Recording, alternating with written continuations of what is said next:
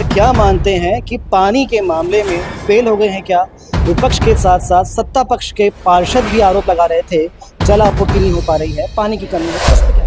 सेना कभी साबित हुई कि अपनी सेना को बिना हथियार के ही बॉर्डर पर लड़ने दे सकते। संसाधन की कमी है क्या? बार बार आरोप लगा रहे थे। फिर जो जल वाले अधिकारी हैं उसने भी कह दिया हाँ कुछ संसाधन 2022 से बजट आप निकाल कर देखिए, सिस्टम में दिक्कत है। जी निश्चित रूप से जेम पोर्टल में इसलिए दिक्कत है।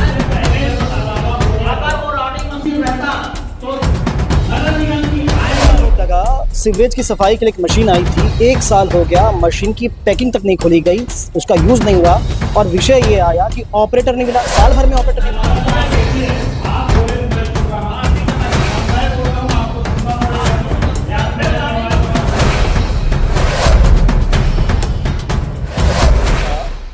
पांचवा बजट अंतिम बजट पेश हो गया है। महापौर जी हमारे साथ में है। महापौर जी कैसे देखते हैं अपने आज के अंतिम बजट को? देखिए, सब लोगों के सहयोग से आज का बजट मैंने 450 करोड़ रुपए का बजट रखा है, जो 94 लाख रुपए के लाभ का बजट होगा। भिलाई चरोदा की जनता को जो लगातार जो टैक्स पटाते हैं, उन हितग्राहियों को जो एडवांस टैक्स पटाएंगे उनको 5% की छूट, और जो रेन वाटर हार्वेस्टिंग जो लागू करते हैं लगाते हैं उनके लिए 10% छूट का प्रावधान रखे हैं। इनके अलावा जो एडवांस टैक्स पटाएंगे उनको भी 5 से 10% राशि की छूट का प्रावधान हम लोगों ने रखा है। इनके अलावा जो मैं कर्जे में था, जब मैं 2022 में पहला बजट पढ़ा तो 3 करोड़ रुपए के कर्जे में नगर निगम था, लेकिन आज मेरा आखिरी कार्यकाल का आखिरी बजट मैंने रखा है। ट्रांसपोर्ट नगर का जो सबसे बड़ा ट्रांसपोर्ट नगर था, वहाँ की जो फेज 2 की जमीन है वो सारे लोगों के सहयोग से आज हमको मिल चुका है। 150 प्लाट का ऑक्शन अभी होगा और वहां से मिलने वाला जो राजस्व है उससे नगर निगम की वित्तीय स्थिति काफी सुदृढ़ होगी और उम्मीद है कि 15 से 20 करोड़ रुपए राशि जो मिलेगा वो नगर निगम के हित के लिए उसमें खर्चा होगा, ताकि उससे मिलने वाले ब्याज की राशि है। मैं तो कर्जे में था, लेकिन मेरे बाद जो बनने वाला महापौर है उसके लिए एक आर्थिक रूप से तंगी का सामना नहीं करना पड़ेगा, ये मुझे उम्मीद है। 5 साल विकास कार्यों को कैसे देखते हैं? क्या गिनाएंगे प्रमुख विकास कार्य 5 सालों के? देखिए, सबसे बड़ा चीज ट्रांसपोर्ट नगर जो बना, ट्रांसपोर्ट नगर 56 करोड़ रुपए की लागत से ट्रांसपोर्ट नगर का निर्माण हो चुका है। फेज 2 की तैयारी हम लोगों ने, मैंने आपको बताया। दूसरी ओर जो ट्रांसपोर्ट नगर पहुंचने के लिए जो गौरव पथ की रास्ता है उनको भी हम लोगों ने निर्माण कर लिए हैं। इनके अलावा सरोवर धरोहर से या विभिन्न 15 फाइनेंस से मिलने वाली राशियों से तालाब संचयन के लिए भी तालाबों का हम लोगों ने निर्माण किया है। तरनताल का निर्माण हम लोगों ने किया है। बहुत सारे वार्डों में भी खेल ग्राउंड का भी निर्माण हम लोग कर रहे हैं। लोगों को लगातार सुविधा मिले इस दिशा में हम लोग प्रयास कर रहे हैं। पानी की लगातार समस्या सभी छत्तीसगढ़ में बढ़ रहा है।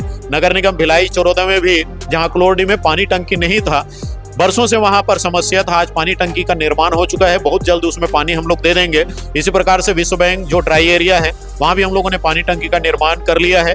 वार्ड नंबर 24 में भी पानी टंकी का निर्माण हम लोगों ने कर लिया है।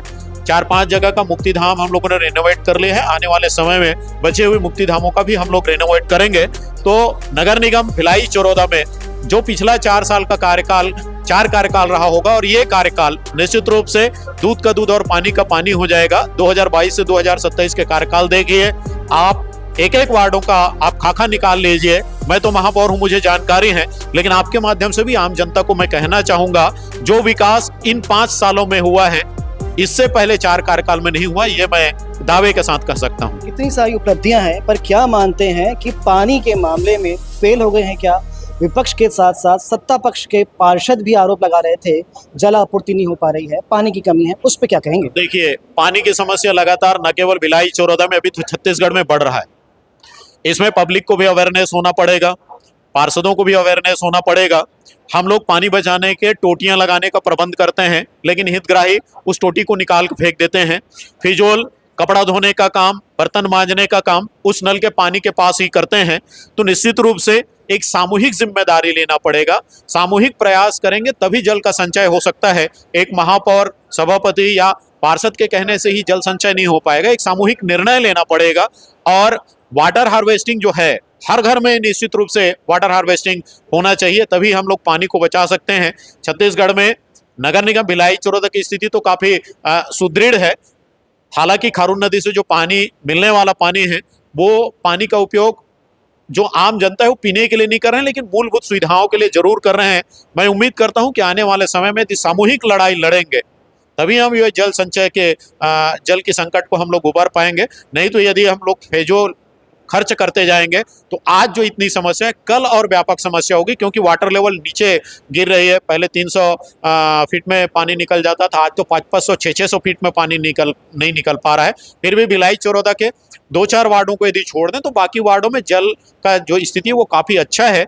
इसके लिए हम लोगों ने एक बजट में प्रावधान रखा है, जन समुदाय से सामूहिक सहभागिता से यदि कोई तालाब निर्माण करने की आवश्यकता उस वार्ड में है तो निश्चित रूप से उसके लिए हम लोग एनओसी देंगे ताकि वहां पर तालाब का निर्माण किया जा सके, क्योंकि नगर निगम भिलाई चौरौदा ग्रामीण परिवेश का वार्ड है।